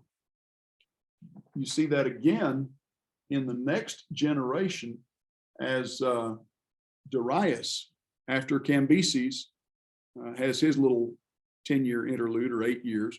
When Darius becomes king, he is not a descendant of Cyrus. And the first thing he has to do as king is consolidate his rule, because some of the provinces rebel against him historically. And he spends the first couple of years of his rule basically putting out brush fires all around because, well, who is he to rule over us? He's an interloper. Why not? If him, why not me? Is the thinking of some of these that rebel against him. Well, they don't have control of his army, so they don't win. But with each change of dynasty, each change of family on the throne, you see a lot of this jockeying back and forth and having to consolidate rule. These people are going from one province that Cyrus rules to another province that Cyrus rules. And Judah, the territory over there, there's no one there that has any wherewithal to resist or to object to Cyrus being in charge any more than they could object to Nebuchadnezzar or his descendants in their day. So you pick up here, they're going from the province to another province. They came with Zerubbabel, Yeshua, Nehemiah, Sariah, Realiah, Mordecai, Bilshan, Mispar, Bigvai, Rehum, and Baana. Now, who are these guys? They're the men put in charge. They're the men who are given responsibility. Now, Zerubbabel is an interesting individual. His name seems to mean seed of Babylon. Might very well be a description rather than a proper name, though we've called him Zerubbabel all these years. That's how he's described. That would seem to imply he's somebody who was born in Babylon. If he was born in Babylon, what does that tell us? He's never been to Jerusalem. Everything he's going to see, going to reclaim, going to do, he's never seen or done before. How would he know what to do? How would he know where to go? How would he know what to do when he gets there? Well, he's got the scriptures. He's got the design, the description of Solomon's temple. He's got the boundaries of the territory laid out in Exodus and Deuteronomy. He's got the history of the people that were his parents, his grandparents, those that had come into captivity. He's got all the tools he needs. Now he's just got to go and survey and get to work. Along with these individuals, you've got all of the families given here, men of the people of Israel. And that's interesting that here he describes them as men of the people of Israel, not Judah, because that implies perhaps that not all of them are of the tribe of Judah. All of these sons of this and so forth, descendants of these different families, we won't go through all the names here, but hundreds and thousands according to the size of the family. You get down to verse 36, the priests are numbered here, and then the Levites, and then the temple servants, and the sons of Solomon's servants that are added up, each according to their family. Well, why are they separated out from all these others? They're going to have specific responsibilities once the temple is rebuilt. They're going to have specific, not all priests are Levites, but not all Levites are priests. What does a Levite who's not a priest do? Well, historically, they support the priests. They facilitate the work of the priesthood. They teach, they instruct, they assist. In Solomon's day, some of them had to be consecrated to serve with the priests because there weren't enough priests to go around who were consecrated in the beginning of things. But they will have in the reconstituted temple specific responsibilities. Now you get down here as we go through these verses, come down to verse 43, and you have the temple servants, the sons of Ziha, the sons of Hasufa, the sons of Tabaoth, and so forth, going down through here, that are described as Nethinim, those who are given, those who have a specific responsibility. Now, at verse 59, there is this separate group. The following were those who came up from Tel Mela, Tel Harsha, Cherub, Adon, and Immer, though they could not prove their fathers' houses or their descent, whether they belonged to Israel. So here you have a group of individuals whose historical documents not available. They can't prove their lineage. They have an oral tradition, they have a family tradition, but they have no written records of their family history. They could not prove their fathers' houses or their descent, whether they belonged to Israel. The sons of Deliah, the sons of Tobiah, the sons of Nekoda, also of the sons of the priests, the sons of Habiah, of Hakaz, of Barzillai, who had taken a wife from the daughters of Barzillai the Gileadite and was called by their name. These sought their registration among those enrolled, but they were not found. So they were excluded from the priesthood as unclean.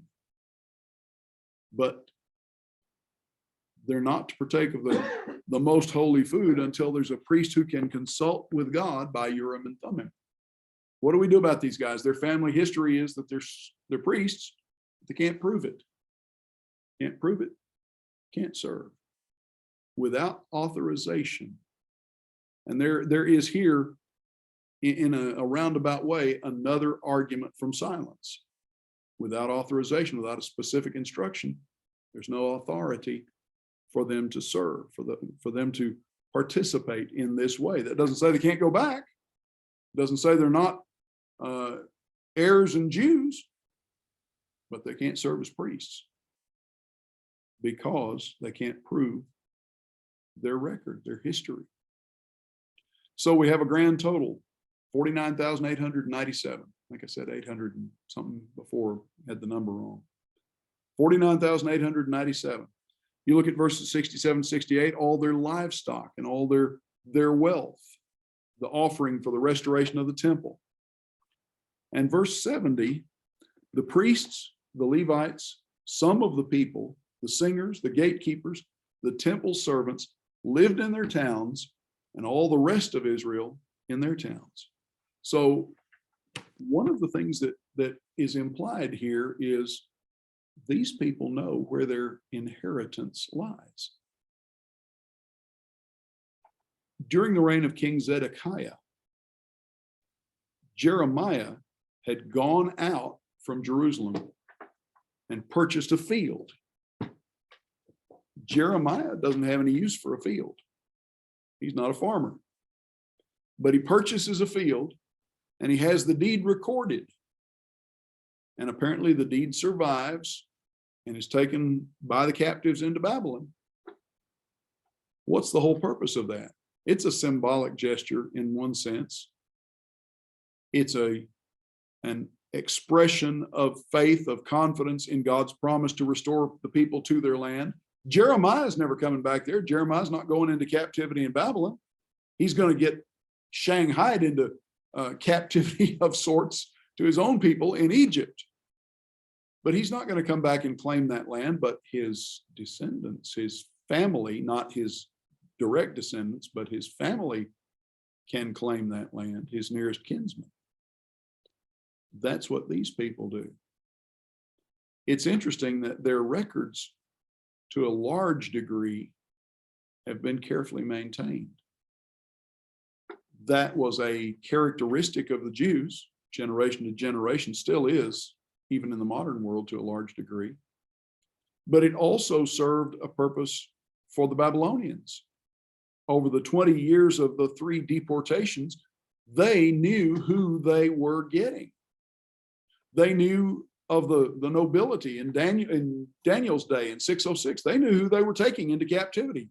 These were the children of the upper classes, of the nobility. These were the insurance policy that made sure that the rulers in Judah would toe the line and that the people would behave. And when they didn't, they come back in 597. And who do they take then? They take a large portion of the rest of nobility and most of what we would consider the upper middle class, the merchant class, the skilled people. Well, they don't just abduct them willy-nilly. They know who they're taking. The people that are of value, that are useful to them in Babylon. People with trades, with skills, with abilities, with knowledge that would be useful in Babylon. After all, you bring in thousands or tens of thousands or hundreds of thousands of people and settle them in and around your capital and tell them buy land and open up shop and practice your trade, that influx of people is liable to have an impact on your native folks, aren't they? So you're not going to bring in people that are going to necessarily compete head to head with your own folks. They're going to keep records. Then when they bring in the last deportation in 586, they're bringing these people in, these rebels, Zedekiah's group, for what purpose? Well, they're going to sell these folks on the auction block. And it's very helpful to know what ability or what age or what background your prospective slave has before you buy him. So they're going to keep as much record, as much information as is available to them. But then the Jews maintain as many records as they can. And of course, they duplicate what they can. Think about Ezekiel in captivity, arguing and debating and reasoning and pleading with the elders of Judah who are already in captivity. Who do these people include? You've got priests, you've got Levites, you've got scribes, you've got the heads of families, you've got the people who would have the records, not just of their immediate family, but of their whole family. They know where they came from. And when they're picked up and deported, not carried away into slavery, but deported en masse, what do they take with them? The captives of Zedekiah's day, they're prisoners of war going into slavery. The captives of Ezekiel's day, they're merchants and farmers and family and scholars and students being deported with all of their stuff so that they can set up shop. They're going to take everything they've got with them.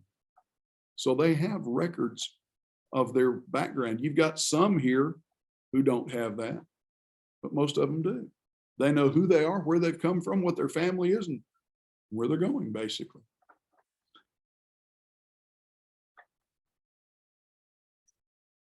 So you get down here to verse 70, the end of chapter 2. The priests, the Levites, some of the people, the singers, the gatekeepers, they live in their towns. All of Israel lives in their towns. Now, what's happened to the land over 70 years? It's been fallow. Has it been completely vacant, uninhabited? Well, surely there have been people passing through, if nothing else. The lands around them are occupied and inhabited. We'll see Sanballat and Tobiah and so forth as we go along and see the problems that they cause. They're near neighbors. But when Nebuchadnezzar had depopulated Judah, there's no indication that he did what Sennacherib and Tiglath-Pileser and so forth in the Assyrian Empire 100 years before had done. When Sennacherib deported Israel, he imported other people and settled them in Israel's territory. That's in large measure the root of the Samaritans of the first century. There's no indication that Nebuchadnezzar imported other people to occupy that ground. It seems that he left it vacant for a large to a large degree. He didn't leave it entirely vacant. There were those Jews that he left behind, but they didn't stay put. These people come back. There doesn't seem to be any competition for them reclaiming their inheritance. They have the records. They know where it is. They're able to locate it. They settle down on their ancestral territories. Those who don't return, but stay out in the Gentile economy. Some of them are going to have title to some of these territories as well, these homesteads and pieces of land and so forth. What can they do? You can farm my property as well.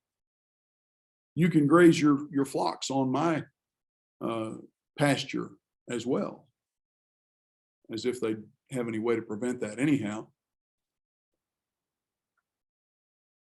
They have resources now at their disposal.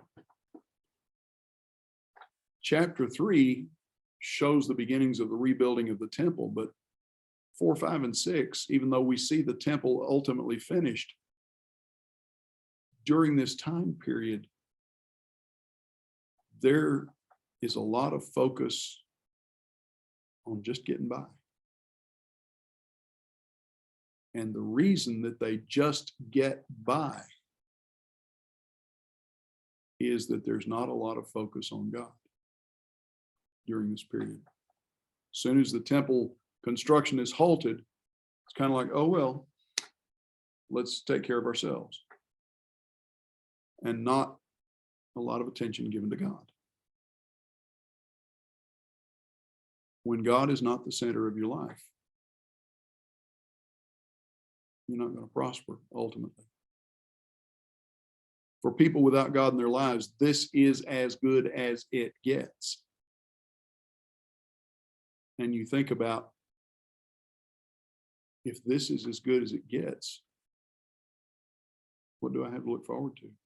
What's the point of this? We live in a time now when a lot of younger people are looking at their lives and saying, if this is all there is, what's the point? And they live lives filled with despair. No doubt there were some people like that in Judah over the course of this period.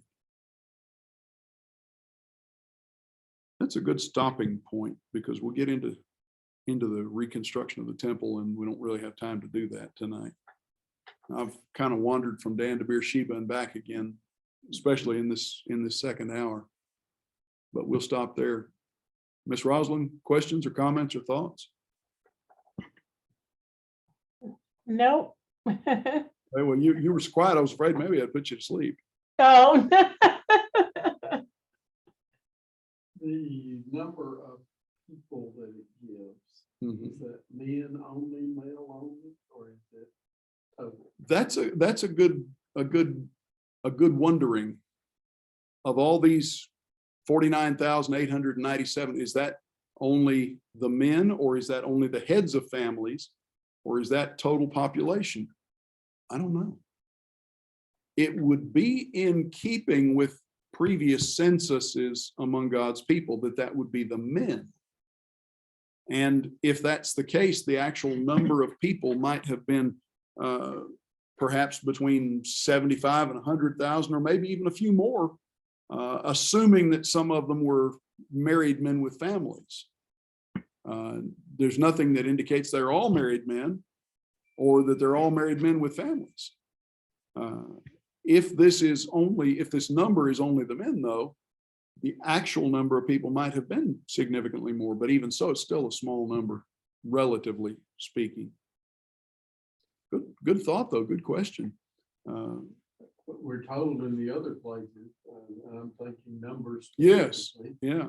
They're just numbers. Everywhere else, whether it's the censuses at the beginning and end of Numbers, or whether it's David's ill-begotten censuses, or even later on in the era of the later kings, every time they count, they're either counting men only, or they're counting men of fighting age, which basically is age 20 to 50, and not counting women and children.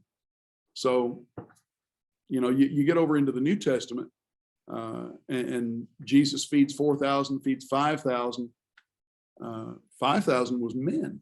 How many were actually there? May have been 15, 20,000 people if you've got women and children included. And they still had 12 baskets of leftovers.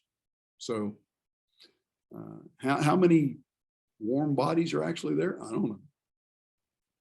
If this is the total number of people, that's still 50,000 is still enough to populate a good-sized city or a good-sized area, and they would have the potential to multiply at a pretty rapid rate, because it only took 400 years to go from 70 some odd men or 70 some odd total souls to potentially several million coming out of Egypt.